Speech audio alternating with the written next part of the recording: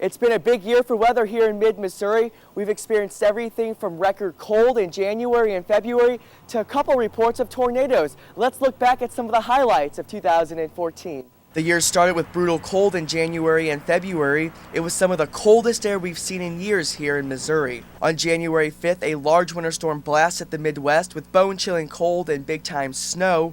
We officially saw 4.8 inches of snow at the Columbia Regional Airport.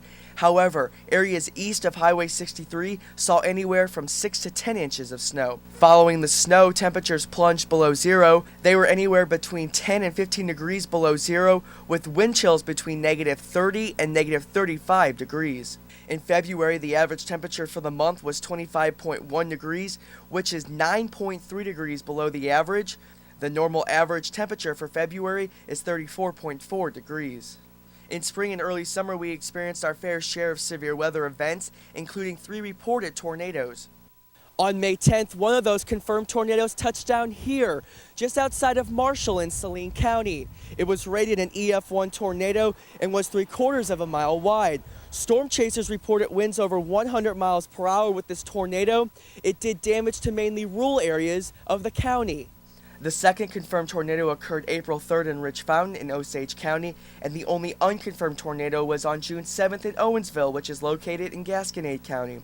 Both of these tornadoes were small and produced minimal damage. This is why they were never surveyed and rated by the National Weather Service. Along with the reported tornadoes, a microburst occurred in Fulton. This caused damage to vehicles and the Mosier's grocery store. Here is security video given to KRCG as it happened. So what exactly is a microburst? It's a localized column of rapidly sinking air or a downdraft within a thunderstorm. These are usually only 1 to 2 miles wide. Once the winds hit the ground, they spread out in all directions. Winds can reach 100 miles per hour or greater with a microburst. Damage from a microburst can be comparable to that of a small tornado. When summer rolled around, most people didn't feel it. Temperatures were well below average, and the real big-time heat didn't hit until the end of August. Officially, we never reached 100 degrees at the Columbia Regional Airport, but many places record a temperature at or above the century mark during the 3rd week of August. The heat index was near 110 degrees for a few days that week as well.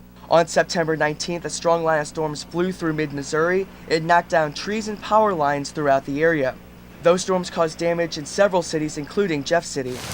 We move on to autumn, and it sure was wet. We picked up 6.15 inches of rain in September and 10.1 inches of rain in October. On Labor Day, 4.5 inches of rain fell officially, but some areas along the I-70 corridor saw somewhere between 5 and 6 inches of rain. The same situation happened again in October. Between the 1st and 2nd of the month, we picked up 6.37 inches of rain. But much like the rain event in September, many locations received more. On to November now, and the temperature roller coaster was in full effect. We saw a couple of cold fronts that brought a 30 to 40 degree temperature drop within hours, which is pretty impressive for mid-Missouri. Overall, it was a pretty chilly month. The average temperature was 38.5 degrees, which is 6 degrees below average. If you thought our first snowfall came early this season, well, you would be correct.